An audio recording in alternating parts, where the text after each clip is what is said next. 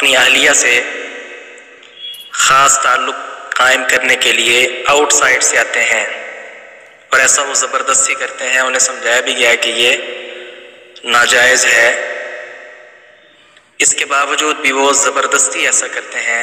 تو کیا بیوی جو ہے انہیں طلاق کی یا خلع کی دھمکی دے سکتی ہے؟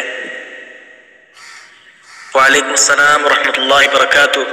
سب سے پہلی بات تو یہ ہے کہ آؤٹ سائڈ سے آنا یہ حرام ہے اور لعنت کا باعث ہے.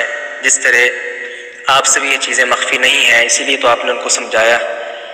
باہر صورت اس حوالے سے روایات موجود ہیں، جیسا کہ ابو ہریرہ رضی اللہ عنہ کی روایت ہے. آپ صلی اللہ علیہ وسلم نے فرمایا ملعون من اتى امرأته في دبرها، جو آدمی اپنی اہلیہ سے آؤٹ سائڈ سے آتا ہے، پیچھے سے، تو ایسا آدمی لعنت زدہ ہے، ملعون ہے، لعنتی ہے.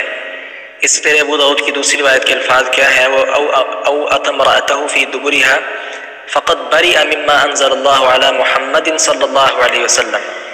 دو لوگ اور بھی، اور تیسرا آپ نے فرمایا کہ جو آدمی اپنی اہلیہ سے آؤٹ سائڈ سے آتا ہے تو یقینی طور پر وہ جو کچھ اللہ کے رسول صلی اللہ علیہ وسلم پر نازل کیا گیا وہ اس سے بری ہے. اللہ اکبر کبیرہ، یہ بہت سخت وعید ہے.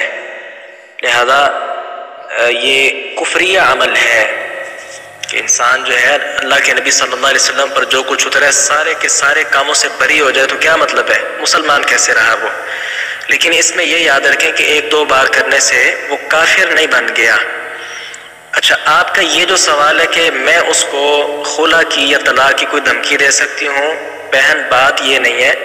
بات یہ ہے اگر آپ نے اس کے سامنے نصوص پیش کی، وہ پھر بھی نہیں سمجھتا، توبہ طائب نہیں ہوتا اور اس قبیح عمل سے باز بھی نہیں آتا، تو اس کو خلع کی دھمکی نہ دیں بلکہ اس سے خلع ضرور لے لیں.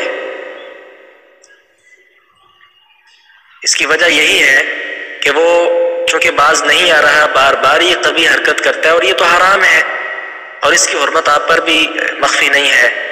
زبردستی یہ کیسے ممکن ہے کہ زبردستی وہ یہ کام کر رہا ہے؟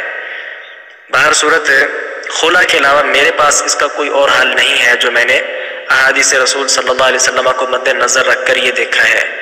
اگر وہ باز آ جاتا تو ٹھیک ہے، التائب من الذنب کمن لا ذنب له، جو آدمی توبہ کر لیتا ہے گناہ سے تو گویا ایسے جیسے اس کا کوئی گناہ ہے ہی نہیں.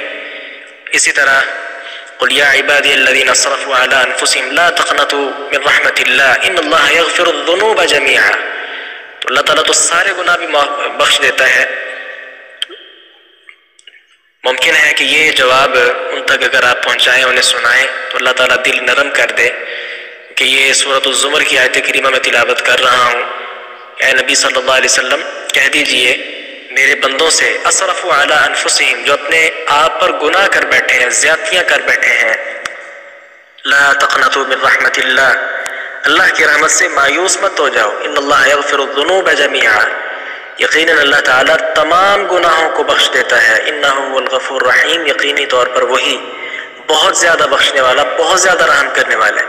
تو اگر تو یہ آیت کریمہ اور حدیث مبارکہ سن کر وہ توبہ طائب ہو جاتا تو یہ بہت اچھی بات ہے. لیکن اگر وہ اسی قبیح عمل پر ہی تلا رہتا ہے تو پھر آج نہیں ابھی ہی اس سے خلع لے لے اور الگ تھلگ ہو جائے.